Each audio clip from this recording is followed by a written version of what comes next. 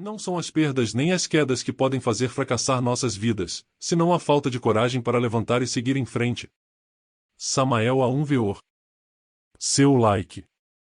Mais seu comentário. Mais seu compartilhamento. Mais sua inscrição. Igual nossa enorme gratidão. As naves cósmicas. Samael A1 Veor. Capítulo 1. Naves cósmicas. Foi pelo ano de 1950 quando nós falamos pela primeira vez sobre os discos voadores. Por aquele ano afirmamos enfaticamente que tais discos voadores são realmente naves cósmicas tripuladas por habitantes de outros planetas. Por aquela época muitos riram de nossas afirmações, mas hoje os acontecimentos nos deram a razão. Nos Estados Unidos existe um departamento científico dedicado unicamente à investigação destas naves cósmicas. A lei dos acidentes inclui também a essas naves e várias chocaram-se ou explodiram violentamente no ar. Os Estados Unidos têm em seu poder restos de algumas destas naves. Não temos como propósito demonstrar neste livro a realidade das naves interplanetárias porque essa realidade já está totalmente demonstrada. Somente queremos agora ampliar as informações que no ano de 1950 demos à humanidade na primeira edição de O Matrimônio Perfeito. As naves cósmicas têm sua história e suas tradições. Realmente essas naves foram criadas por anjos, arcanjos, serafins, etc., que possuem corpo de carne e osso. Muitas tradições cósmicas mencionam a San Venona e seu sistema de navegação cósmica. San Venona é um anjo com corpo de carne e osso. San Venona nasceu no planeta Soort onde dedicou-se a investigar a lei da queda.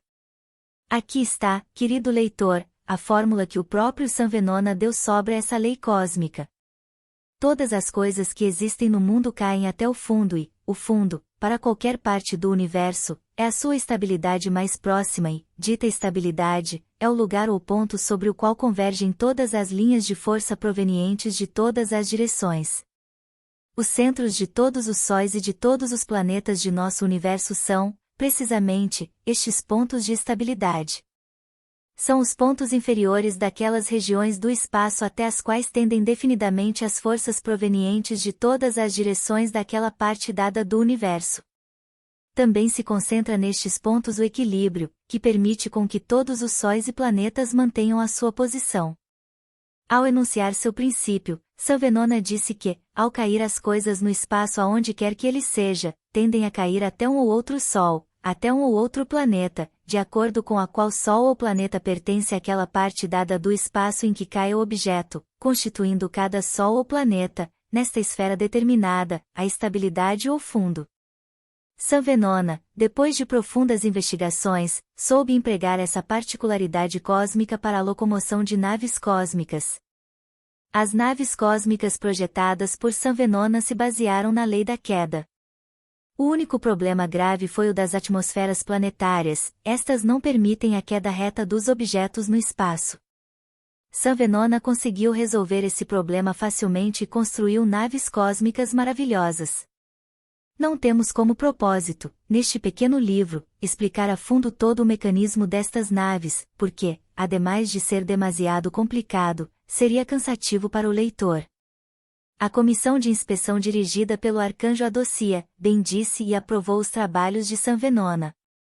As naves de San Venona se moviam com a força magnética dos mundos e eram muito velozes. Entretanto, o problema mais grave se apresentava quando as naves se aproximavam de qualquer planeta ou sol do espaço. Necessitava-se então de difíceis manobras para evitar uma catástrofe. Poucos eram os homens-anjo que podiam manejar essas naves. Era muito difícil timonear as naves de San Venona e cada dia se necessitavam mais e mais técnicos para conduzir ditas naves. Entretanto, o sistema de San Venona foi uma revolução técnica na sua época e substitui por completo outros sistemas. Depois de muitos anos de atividade cósmica, foi substituído o sistema de San Venona pelo revolucionário sistema do arcanjo Ariton.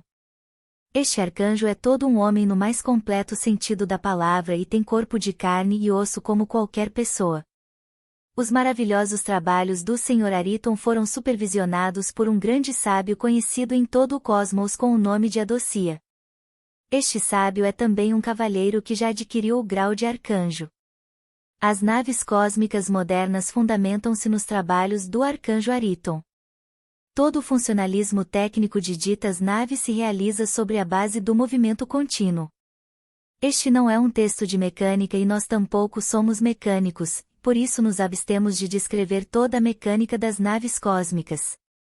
Através do espaço cósmico infinito viajam milhões de naves cósmicas, tão numerosas como as areias do mar. As naves intersistemais são gigantescas e levam dentro de seu ventre gigantesco, pequenas naves que utilizam para descender aos mundos.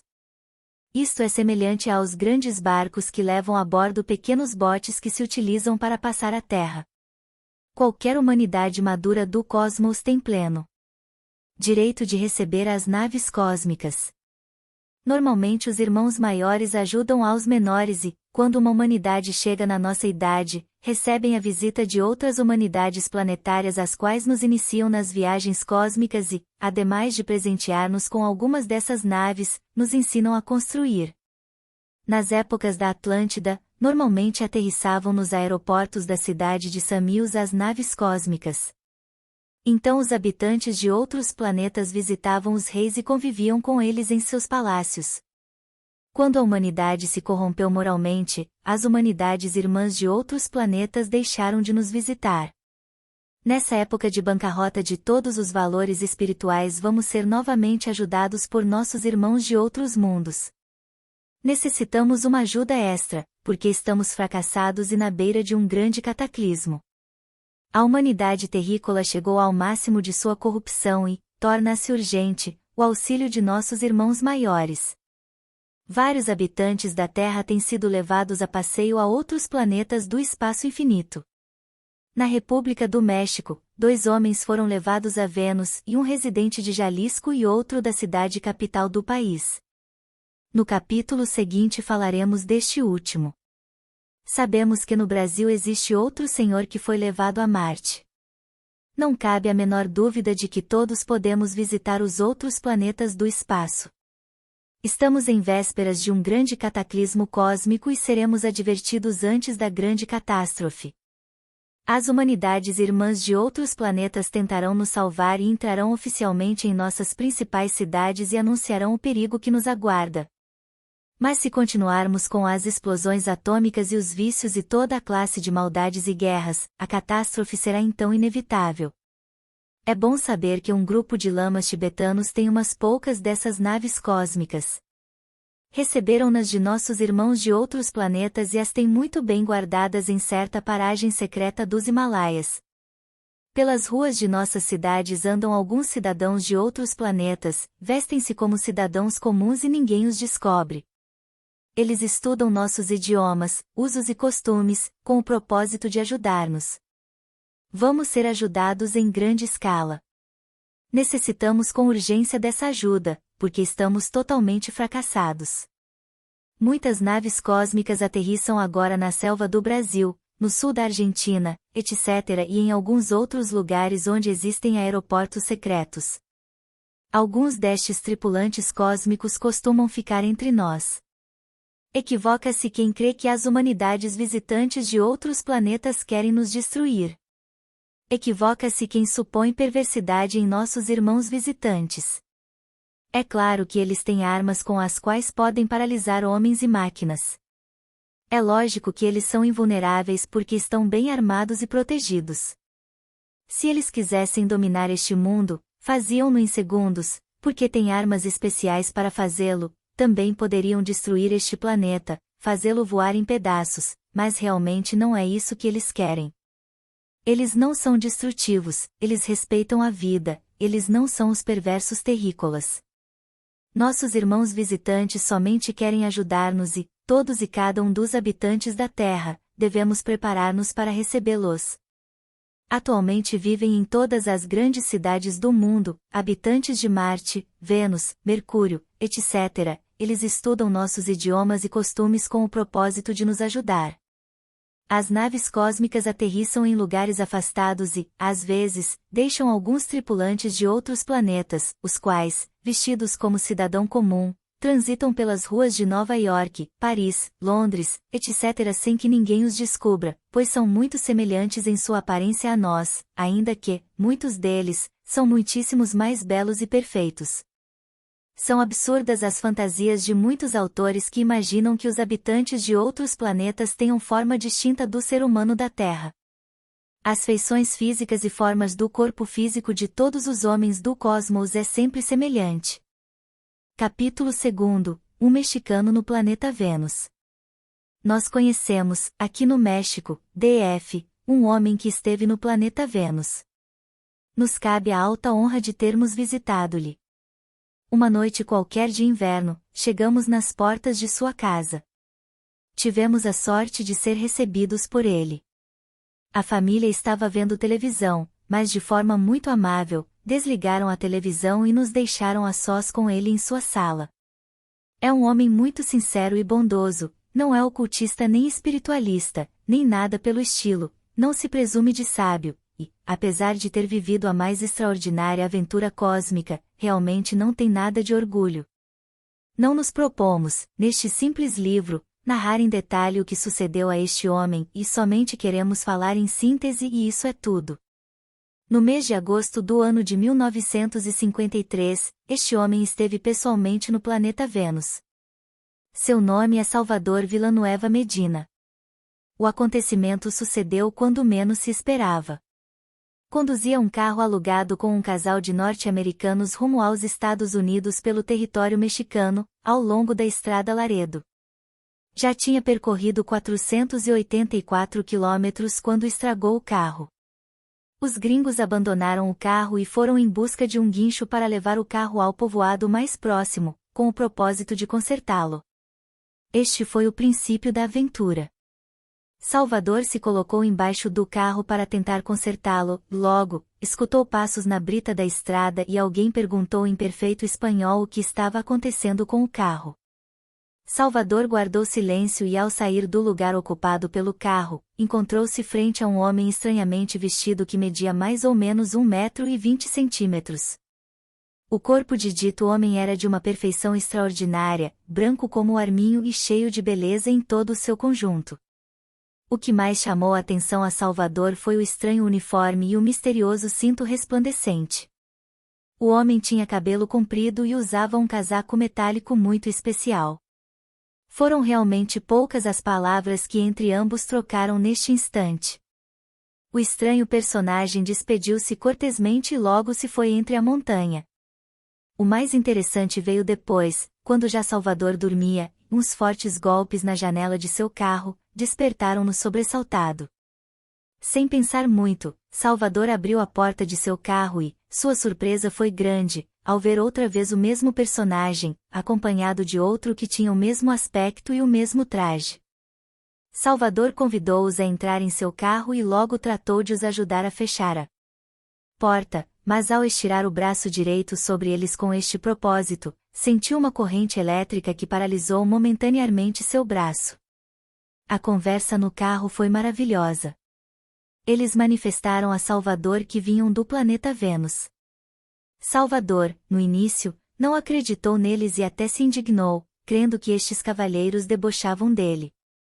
Salvador chegou inclusive a afirmar que somente o planeta Terra poderia ter habitantes, e disse que assim havia aprendido pelas afirmações dos sábios da Terra, etc.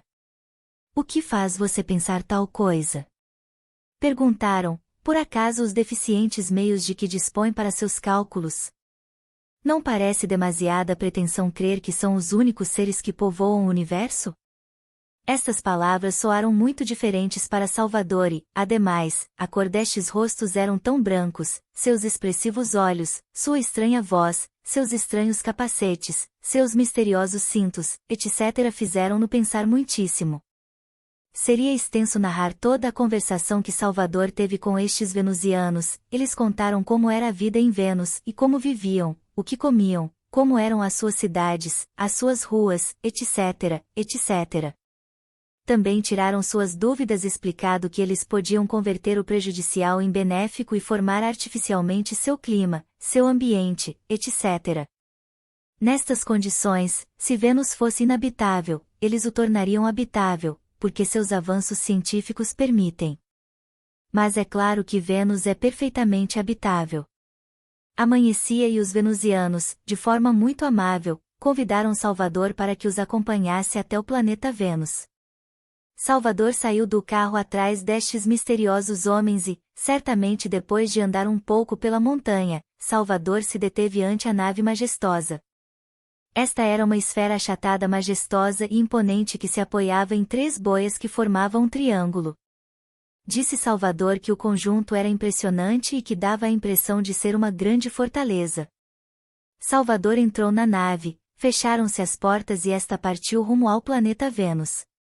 Tudo o que viu Salvador em Vênus foi extraordinário. A civilização venusiana é formidável. Em Vênus a civilização chegou à cúspide. Ali não se necessita de dinheiro. Cada cidadão trabalha 2 horas diárias e em troca, tem direito a tudo o que o ser humano necessita para a vida, transportes, alimentos, vestuários, férias, ciência, etc. Tudo é de todos, se alguém necessita um carro, pega-o, usa-o e logo deixa-o em seu lugar de estacionamento. Se tem fome, come em qualquer hotel e nada tem que pagar, porque como está trabalhando, tem direito a tudo. Se necessita roupa, pede-a em um armazém e não paga nada, porque como trabalha tem direito a vestir. Se, etc., etc., etc. No planeta Vênus os carros movem-se com energia solar. Os alimentos principais se obtêm do mar. As hortas estão sobre os tetos das casas e edifícios. Em Vênus, os pescados e as frutas constituem o alimento básico. Em Vênus não há governo nem pátrias, e todo o planeta é a pátria e somente os sábios dirigem e aconselham. Perguntava eu a Salvador sobre a questão religiosa e a resposta foi que em Vênus não existem religiões e que cada cidadão se comporta na rua como se estivesse em um templo. Cada pessoa em Vênus considera que o templo está dentro de nós mesmos. Os passeios ou calçadas das ruas nas cidades de Vênus não estão paradas e estão formadas por faixas metálicas que estão em movimento e poupam esforço aos pedestres. A faixa de rolagem das ruas, ou seja, o centro das ruas, tem fitas metálicas que recolhem a força do sol com a qual movem-se os carros. Em Vênus tudo é de todos e toda a família venusiana é uma grande família. As crianças nascem em salas especiais de maternidade e educam-se e formam-se em lares coletivos. Quando uma criança nasce, é marcado em um pé. Essa marca indica sua origem e faculdades. De acordo a isso educa-se essa criança em um lar coletivo. Quando já é maior de idade, passa a ocupar o posto que lhe corresponde na sociedade. Nestas condições a família particular não existe e todos em Vênus são uma só família única. Ali não há fomes nem guerra, nem classes sociais. Ali somente reina a sabedoria e o amor. Salvador Villanueva Medina esteve em Vênus vivendo vários dias. Neste planeta encontrou a 2 franceses residentes, e ambos irmãos gêmeos e veteranos da Segunda Guerra Mundial. Eles também foram transportados a Vênus e logo suplicaram e clamaram para os venusianos que não os levassem de volta à Terra, ali vivem felizes. Salvador regressou ao planeta Terra, foi trazido para que fizesse saber aos habitantes da Terra que Vênus está habitado. Os laboratórios Phillips analisaram terra e plantas no lugar onde Salvador localizou a nave cósmica e encontraram uma desordem molecular e atômica muito estranhas. George Adamski, o cientista norte-americano que conheceu a uns venusianos no deserto de Nevada, também se colocou em contato com Salvador e ditou, sobre este tema, uma conferência no Teatro Insurgentes de México DF. Grandes cientistas alemães investigaram o terreno onde Salvador encontrou a nave cósmica e o resultado de suas investigações foi o mesmo dos laboratórios Phillips. Um grande cientista veio do Palácio dos Reis da Inglaterra investigar o caso e as conclusões são as mesmas dos laboratórios Phillips. Por estes tempos difíceis que vivemos, seremos ajudados pelos habitantes de outros planetas. É necessário aprender a nos comunicar telepaticamente com eles. Jesus disse: Pedi e se vos dará. Batei e se vos abrirá. Todos podemos visitar outros planetas se sabemos pedir. Os gnósticos devem desenvolver a telepatia. Os gnósticos devem sair aos campos, aos bosques mais profundos e ali, em paz e profunda meditação, comunicar-se telepaticamente com os venusianos ou com os mercurianos ou marcianos e rogar-lhes que os levem a Vênus, Marte ou Mercúrio. Na paz das montanhas ou na praia solitária, qualquer dia podemos ter a dita que teve Salvador Villanueva Medina. Cada um de nós pode ser levado a Vênus ou a outros mundos. O sistema para nos comunicar com estes homens-anjo é a telepatia. O movimento gnóstico cristão universal tem formidáveis sistemas para desenvolver a telepatia. Quem quer visitar outros mundos não deve beber, nem fumar, nem ter vício algum. Nosso missionário gnóstico internacional Joaquim Amortegui foi visitado por uma nave interplanetária em seu retiro do Summum Supremum Sanctuarium. As ondas de pensamento de qualquer suplicante viajam ao planeta Vênus em poucos segundos e, se somos dignos e merecedores, podemos receber resposta. Um dia qualquer, na solidão do campo, podemos ter a dita de ver aterrissar uma nave cósmica perto de nós e, então, podem nos levar mercurianos, marcianos, etc. São homens verdadeiros com corpo de carne e osso. Homens com alma de anjo, homens-anjo. Capítulo 3. O eu pluralizado. Existe energia livre em seu movimento e energia estancada. O eu é um nó que deve ser desatado. O eu é energia estancada. O espírito universal de vida é energia livre em seu movimento. O espírito não é o eu. A alma não é o eu. O corpo físico não é o eu. É necessário saber que o eu é o Satã, o qual nos fala a Bíblia. O eu é o Ahriman dos persas. O eu é um punhado de recordações, desejos, paixões, ânsias, temores, etc., etc. Não há tal eu superior. Realmente o nosso real ser está por cima de todo eu. Nosso real ser é o ser e nada mais do que isso, o ser. A alma é o ser, o espírito é o ser, mas o eu não é a alma nem o espírito. O eu é o diabo e isso é tudo. O eu existe em forma pluralizada, com isso queremos dizer que o eu é legião de diabos. Assim como a água se compõe de muitas gotas, assim como a chama tem muitas chispas, assim o eu se compõe de muitos pequenos eus. Cada desejo está personificado por um pequeno eu. Cada ânsia está personificada por outro pequeno eu. Os 7 pecados capitais estão personificados por 7 EUS, um para cada pecado capital, 7 para os 7 pecados capitais. Todos os vícios, paixões e maldades, estão personificados por pequenos EUS que em seu conjunto constituem o eu ou ego reencarnante. O que se reencarna é o eu se reencarna para satisfazer desejos e pagar karma. O eu é a origem da dor, o eu é a origem de todas nossas maldades. Quando o eu se reduz a pó, o único que resta dentro de nós é a alma. Realmente a alma tem natureza de felicidade. A alma é felicidade. É absolutamente absurdo buscar felicidade. Ela vem quando o eu morre. Enquanto exista o eu pluralizado, não pode haver felicidade. Existe, na vida, momentos prazerosos, alegrias, mas felicidade não existe enquanto o eu não se dissolva. Quando o eu se reduz a pó, podemos reencarnar-nos em outros planetas mais avançados para trabalhar em nossa autorrealização íntima. A dissolução do eu traz liberdade verdadeira. Os venusianos são verdadeiramente ditosos porque já aniquilaram o eu, não tem eu. Os venusianos não necessitam de dinheiro porque não têm ânsias de acumulação, não anseiam nada, não têm cobiça, se contentam com o pão de cada dia. Semelhante consciência é própria de seres que já não têm eu. Em Vênus não se necessita de autoridades, porque não há violência. Somente o eu é violento. Em Vênus não se necessita governo, porque cada cidadão sabe governar-se a si próprio. Quando o eu é aniquilado, cada cidadão se converte em um governo por conta própria, e sendo assim, a quem você irá então governar? Em Vênus não existe a família particular. Todos os venusianos são uma só família, e isso somente é possível graças a que eles já aniquilaram o horrível eu pluralizado. O eu é isso que chamamos de minha família, minha casa, minhas propriedades, minha luxúria, meus desejos de ressentimento, meus desejos, minhas paixões, minhas recordações, etc., etc., etc. O eu continua em nossos descendentes. O eu é a raça, a nação, minha classe social, meu dinheiro, minha família, minha herança, etc., etc., etc.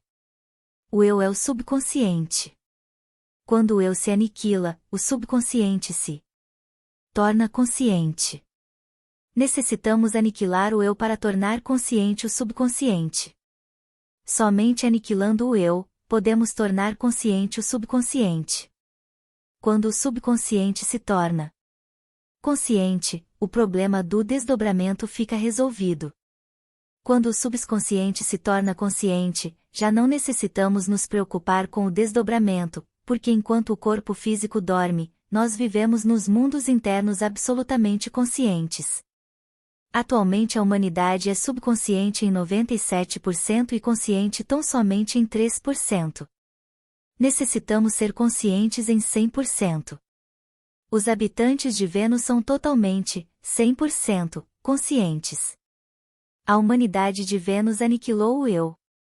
Realmente o eu somente pode se aniquilar à base de rigorosa compreensão criadora. Necessitamos fazer a autodissecação do eu com o bisturi da autocrítica. Ao invés de criticar os demais, devemos criticar a nós mesmos. A vida prática é o espelho onde podemos nos ver de corpo inteiro, tal como somos. Quando a mente se encontra em estado de alerta percepção, podemos facilmente descobrir nossos defeitos em convivência com o próximo, porque estes afloram espontaneamente. Na relação com os vizinhos, com os amigos, com nossos colegas de trabalho, com a mulher, com os filhos, com o marido, etc., é assombrosa a forma como saltam nossos defeitos e, se estamos alertas e vigilantes como o vigia em época de guerra, é tão somente lógico que então os vejamos tal como são. Na convivência existe autodescobrimento quando estamos no estado de alerta percepção. Todo defeito descoberto deve ser analisado intelectualmente, mas o intelecto não é tudo, o intelecto é unicamente uma fração da mente. Necessitamos ir mais fundo, necessitamos explorar o subconsciente para descobrir as molas íntimas de nossos defeitos. Somente através da meditação muito profunda, podemos de verdade explorar o subconsciente. Quando compreendemos integralmente um defeito, desintegra-se o eu energético que o personifica. Assim é como vamos morrendo de instante a instante. Necessitamos da morte mística. Necessitamos da morte do eu. Recordemos que cada um de nós leva dentro uma legião de diabos. O eu é uma legião de diabos. Dentro de cada pessoa existe o corpo de desejos e dentro do corpo de desejos, o eu pluralizado. O eu pluralizado gasta miseravelmente a essência, ou seja, a matéria-prima, a substância da alma. O eu gasta a preciosa essência anímica em explosões atômicas de ira, cobiça, luxúria, orgulho, preguiça, gula, etc., etc., etc. Quando o eu morre, a essência se acumula, convertendo-se em alma. Necessitamos que morra o eu, necessitamos que somente viva em nós isso que é felicidade, isso que chamamos alma. Quando o eu morre, o karma termina e, de fato, ficamos livres. As íntimas contradições de cada pessoa se devem ao eu pluralizado.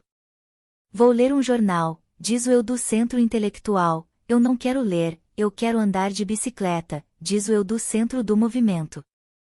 Quero tal mulher, amo-a, diz o centro das emoções, eu não a quero, o que quero, é dinheiro, diz o eu do centro mental, ao diabo com estas preocupações, vou comer, diz o eu da digestão, quero comer muitíssimo, diz o eu da cobiça.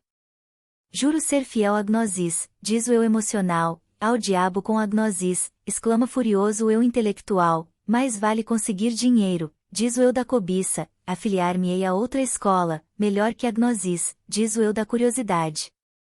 Assim é como não temos individualidade, não estamos individualizados, somos legião de diabos. Quando o eu se dissolve, somente restará dentro de nós a individualidade, ou seja, a alma individual.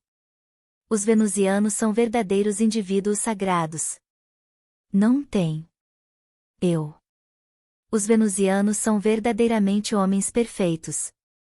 Nós, os terrícolas, somos animais intelectuais, não temos individualidade autêntica. Temos visto muitas pessoas jurar fidelidade à Gnosis, jurar ante a Ara e, tempos depois, metem-se em outra escola e se declaram inimigos da Gnosis. Isto se deve a que não têm individualidade. O eu que em um momento dado se entusiasmou pela Gnosis, é substituído depois por outro eu que detesta a Gnosis. Ainda, o ser humano não pode ter continuidade de propósito, porque não tem individualidade, é legião de diabos e, cada diabo, tem seu próprio critério, ideias, opiniões, etc., etc. O ser humano é um ser não logrado. Ainda não possuímos o ser. Somente o ser nos dá verdadeira individualidade. Capítulo 4 – Carta aberta. Ilustríssimo Senhor Presidente dos Estados Unidos da América do Norte. Senhor Primeiro-Ministro da União Soviética. Tenham a bondade de desculpar que não mencionemos os seus correspondentes nomes e sobrenomes, pois não sabemos em que ano pode chegar essa carta em suas mãos e, como é apenas lógico, os tempos mudam e não sabemos se nesta data, todavia, vocês estarão ocupando da primeira magistratura de seus respectivos países. O propósito desta carta aberta é informá-los de que na América Latina já se conseguiu a conquista do espaço. É tão somente natural que vocês sorriam ceticamente diante de semelhante informação, possivelmente considerada por vocês como insolente. Nós cumprimos com o dever de aconselhá-los a que não gastem mais dinheiro em foguetes cósmicos, estes dinheiros devem ser melhor utilizados. Os foguetes cósmicos não servem para nada e são um verdadeiro fracasso. Atualmente existe em um lugar secreto da América do Sul, dentro do coração profundo da selva, uma sociedade científica com 98 eminentes cientistas provenientes de distintas nações europeias. Esta sociedade, seguindo as pegadas do grande sábio Guilherme Marconi, aprendeu a usar com suma maestria a poderosa energia solar.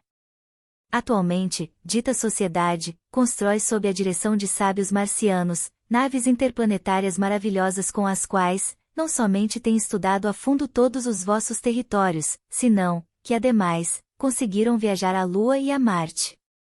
Não é exagero esclarecer-lhes que a mencionada sociedade científica tem dinheiro suficiente para continuar seus trabalhos graças ao apoio econômico dos marcianos.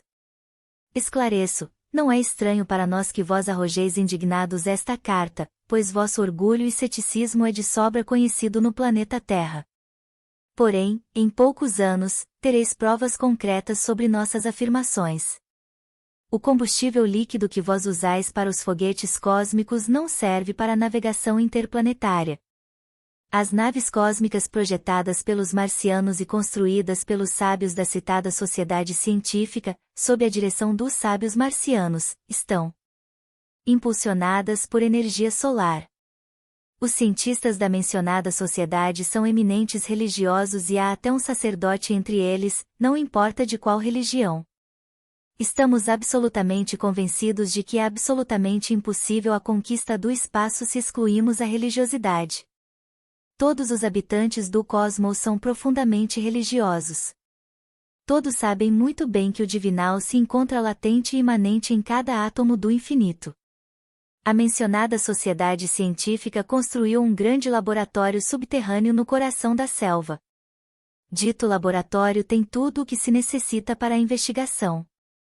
O contato com os marcianos se obteve no dia 16 de dezembro do ano de 1955, às 5 da tarde. 5 máquinas marcianas voaram a essa hora sobre a selva e uma aterrissou. 4 pessoas marcianas desceram e, entre elas, o chefe marciano da expedição. Desde então, o contato ficou estabelecido e as naves cósmicas de Marte aterrissam normalmente nessa região. Os 98 cientistas residentes desta selva profunda da América do Sul convivem normalmente com os marcianos e, deles, estão aprendendo a ciência da navegação interplanetária. Os mencionados cientistas receberam das mãos do chefe marciano, Ilustríssimo Sr. Taj, uma folha de ouro com a seguinte inscrição: Loga, Marte, irmão universal do espaço imenso, rende homenagem e amizade a Dog, a Terra, com o desejo veemente de unir a todos os seres que vivem em um só espírito, no espírito infinito para a glória e paz eternas. Felicitamos o chefe marciano, Sr. Taj, por seu discurso de 4 palavras. Estas 4 palavras são Sundi, Dog, Loga, que significam Deus, Terra, Marte. Com este discurso, e a folha de ouro, a aliança entre marcianos e terrícolas ficou firmada. Fazemos chegar também nossas felicitações ao Sr. Martinelli, pelo belo e significativo anel presenteado ao Sr. Taj. O 12 de outubro do ano de 1956, às 12 horas meridianas, realizou-se, sobre a face da Terra, o acontecimento cósmico mais importante de todos os séculos, depois da vinda de Nosso Senhor o Cristo. Um dos mais ilustres membros da mencionada sociedade científica, o ilustríssimo Sr. Narciso Genovese disse que, a essa hora precisa, saiu a expedição Colombo, rumo ao planeta Marte. Muitíssimo devemos ao Sr. Narciso Genovese sobre a mencionada expedição científica ao planeta Marte. Se a ele chegar esta carta, que receba nossas felicitações. Da mesma maneira como foram 3 naves que com Colombo chegaram à América, assim também foram 3 as naves cósmicas construídas pelos cientistas terrestres sob a direção dos marcianos. Os nomes das 3 naves cósmicas são Loga, Doge, Kundi, Marte, Terra, Aliança. O interior das naves foi adornado com a imagem do Cristo e a viagem foi realizada com pleno êxito. O comboio estava formado por 3 naves terrestres cósmicas e 6 marcianas, que cumpriram a missão de escoltar as naves terrestres. 9 pessoas formaram a tripulação das naves terrestres. 3 para cada uma das 3 naves terrestres. A primeira etapa do voo cósmico foi a Lua e ficou absolutamente comprovado até a saciedade que a Lua é um mundo já morto. Os expedicionários descansaram na Lua e logo continuaram sua viagem rumo a Marte. 10 naves mais de origem marciana se uniram na Lua aos expedicionários. Todos os habitantes da cidade de Tanil, capital do planeta Marte, saíram para o aeroporto para dar as boas-vindas aos habitantes da Terra. 5 dias permaneceram os expedicionários no planeta Marte, dedicados à observação e ao estudo. Foi muitíssimo o que aprenderam em Marte e, depois de haver regressado vitoriosos, continuaram seus estudos e investigações no coração da selva sul-americana. Os 98 cientistas europeus dedicados a essa classe de investigações e estudos, sob a direção dos sábios marcianos, querem compartilhar seus conhecimentos com todos os habitantes da Terra.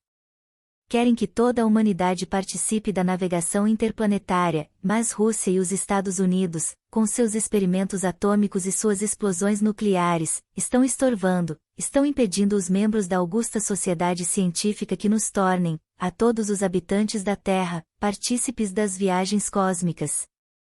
As 2 grandes guerras mundiais, que encheram o mundo de dor e, agora, a Guerra Fria, com todas as possibilidades de que se torne quente e volte a encher o mundo de sangue e destruição, são os fatores principais que impedem o intercâmbio cultural com os marcianos e as viagens cósmicas. Não se necessita mais foguetes cósmicos. O contato com os marcianos já está feito. Agora o que se necessita para lograr participar das viagens cósmicas é a dissolução do eu. Enquanto o eu existe, não haverá paz. E enquanto não haja paz, as viagens interplanetárias são impossíveis. Nestes precisos momentos em que vivemos, não são foguetes cósmicos o que se necessita, e sim o estudo do eu e sua morte total. Assim, e somente assim, serão possíveis as viagens a Marte.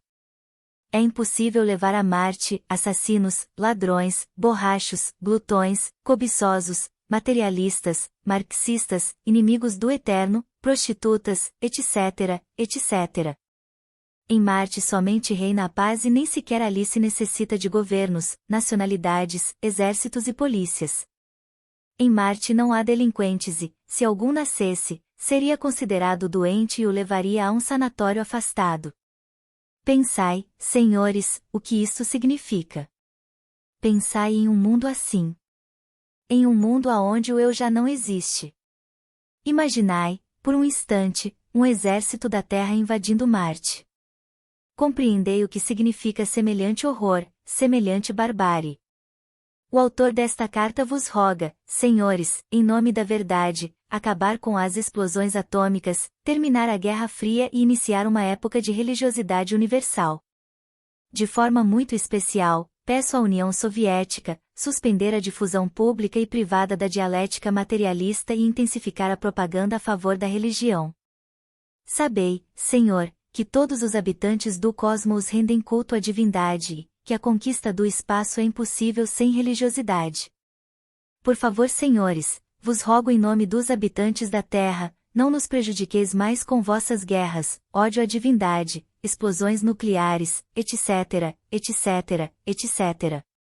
Assinado no México aos 29 dias do mês de abril. Ano 3 de Aquário, pelo presidente fundador do movimento gnóstico. Samael Aun Weor.